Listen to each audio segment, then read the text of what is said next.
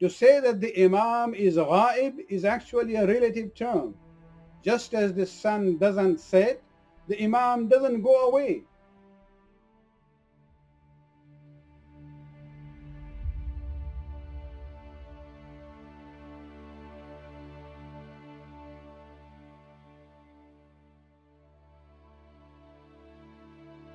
أعوذ بالله من الشيطان اللعين الرجيم بسم الله الرحمن الرحيم الحمد لله رب العالمين والصلاة والسلام على محمد وآله الطاهرين. Dear sisters and brothers in Iman, Assalamu alaikum wa rahmatullahi wa barakatuh. Allah subhanahu wa ta'ala, when He describes the righteous people or muttaqeen, right in the beginning of Surah Baqarah, He says, الَّذِينَ يُؤْمِنُونَ بِالْغَيْبِ. The righteous people are those who believe in the ghaib. Ghaib means to believe in the unseen reality. This belief in the ghaib is part of the essential beliefs of the religions, including Islam. In Shia Islam, this concept of ghaib is also associated with our present Imam Mahdi Ajalallahu Ta'ala Faraj Sharif, who is in the state of Al-Ghaibatul Kubra, the major occultation. An obvious question which comes to the mind of all Shias is that how will the community benefit from the Imam during his occultation? There are different answers to it, and this question is not actually a new question. This has been asked long before the birth of the present Imam. For example, when ayat number 59 of Surah Nisa was revealed, where Allah subhanahu wa ta'ala says that you have to obey Allah and the Rasul and ulul amr minkum, those who are in authority among you. Jabir bin Abdullah al-Ansari actually stood up and asked the Prophet, we know Allah and we know the Rasul. Who are these ulul amr whose obedience is wajib on us? The Prophet actually gave the list of the Imams from Ali all the way to the 12th Imam.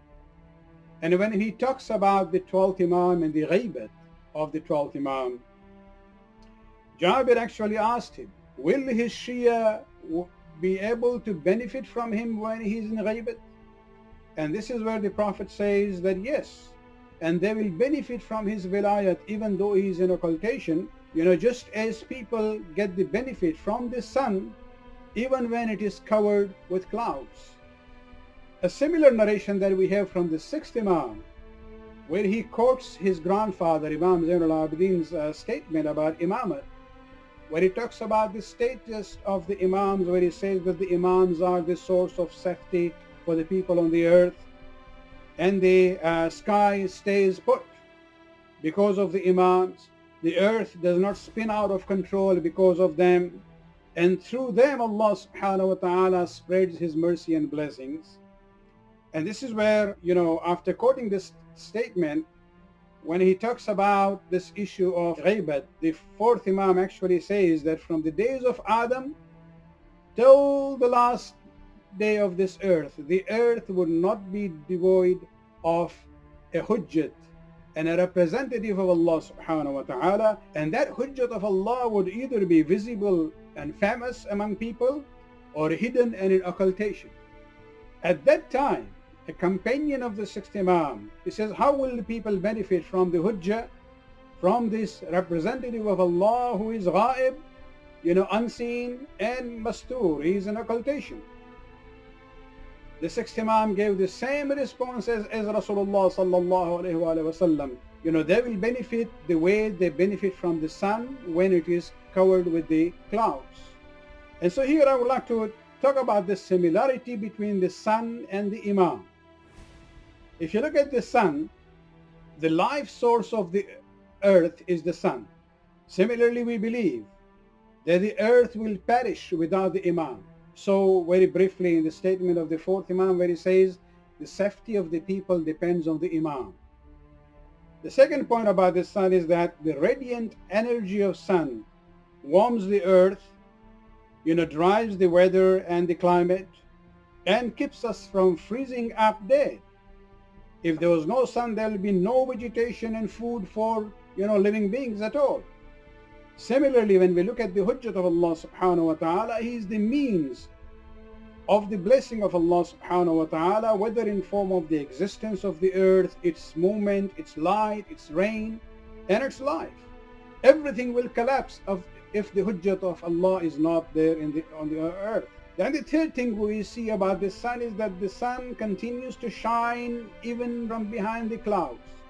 Similarly, the Imam continues to bless us and guide us even though he is in ghaibat and occultation. Two important points I would like to highlight here about the sun and the Imam. First of all, when we look at the sun, and we use this term sunset every day, sunrise and sunset. Scientifically, sunset is not a true statement. It is a relative term. The sun never sets. It does not go away. It's only our side of the earth which turns away from the sun, and that's where we have darkness. It becomes night. We don't see the sun, and we are in darkness, but the sun is still there, and it continues to shine and give light. It is only our side of the earth that has turned away from it, and therefore it has become dark. Similarly, the Imam is always there, giving light and guidance to us.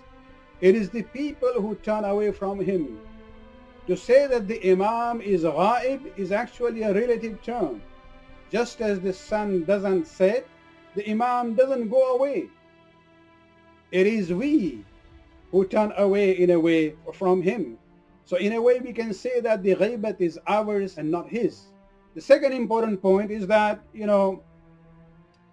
we do not always appreciate or even realize, the sun and its light, even though it is there all the time. Its constant presence makes it oblivious for us. Only when the darkness of the night comes or the cold of the winter, that's where we come to realize the importance of the sun and its light more. Similarly, the Imam's grace is there at all the time.